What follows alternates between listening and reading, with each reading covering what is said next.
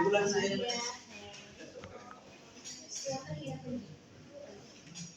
warahmatullahi wabarakatuh. Waalaikumsalam warahmatullahi wabarakatuh.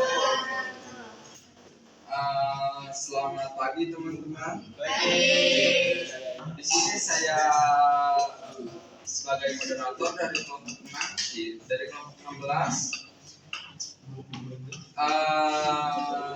Ingin memimpin jalannya materi di kesempatan kali ini.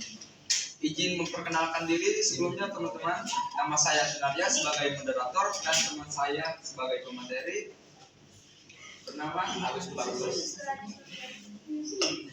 Di sini kelompok saya akan membahas tentang Islam dan manajemen. Pada dasarnya manajemen sudah ada sejak manusia itu ada. Manajemen sebetulnya sama usianya dengan kehidupan manusia. Mengapa demikian?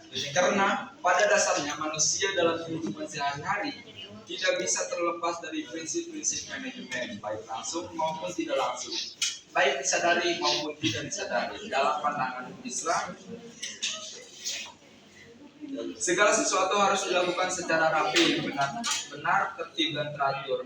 Proses-prosesnya harus diikuti dengan baik, selalu tidak boleh dilakukan secara asal-asalan. Mulai dari urusan terkecil seperti mengatur urusan rumah tangga, sampai dengan urusan terbesar seperti mengatur urusan sebuah negara, semua itu diperlukan pengaturan yang baik, tepat dan terarah dalam bingkai sebuah manajemen, agar tujuan yang hendak dicapai bisa diraih dan bisa diselesaikan secara efisien dan efektif. Dan materi yang selanjutnya adalah masalah yang akan disampaikan oleh pemateri kita.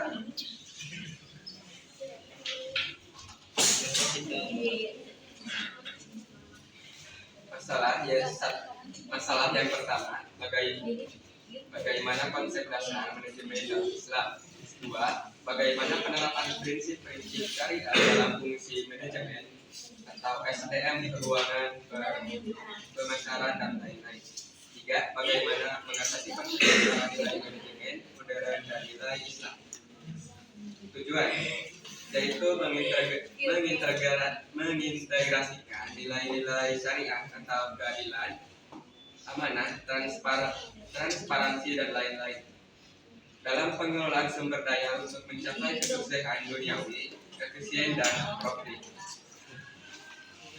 Dan ibadah pahala sebagai wujud pengabdian kepada Allah dengan fokus kepada kesejahteraan bersama, inovasi dan tanggung jawab sosial, bukan sekedar keuntungan material semata.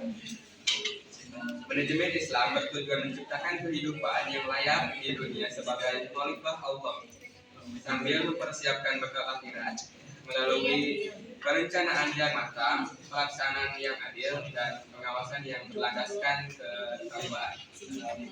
Konsep dasar yang pertama, tauhid, yaitu keesaan Allah Subhanahu wa Ta'ala.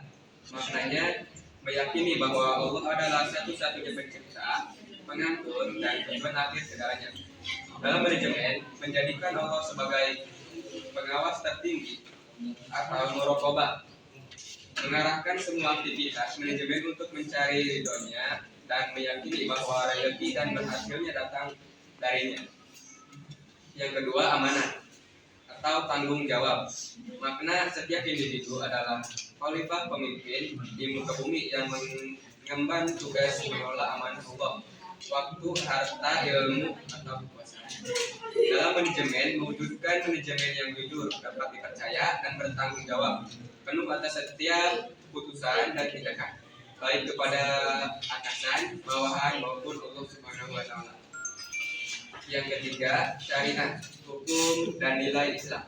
Makna yaitu pedoman hidup dari Al-Quran dan Sunnah yang mencakup seluruh aspek kehidupan, termasuk ekonomi dan manajemen.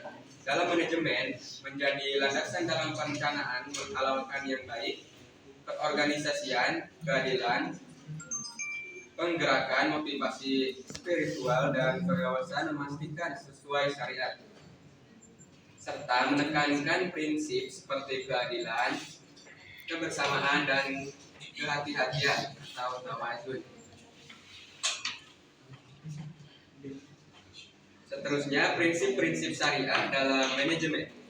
Yang pertama, SDM. Fokus pada keadilan dalam rekrutmen dan kompensasi, pengembangan karyawan yang beretika, serta larangan diskriminasi dan eksploitasi. Yang kedua, keuangan. Menghindari riba, bunga, masyir, judi, atau spekulasi berlebihan, dan jahar ketidakpastian berlebihan, dan fokus pada investasi halal dan bagi hasil yang adil. Yang ketiga, pemasaran.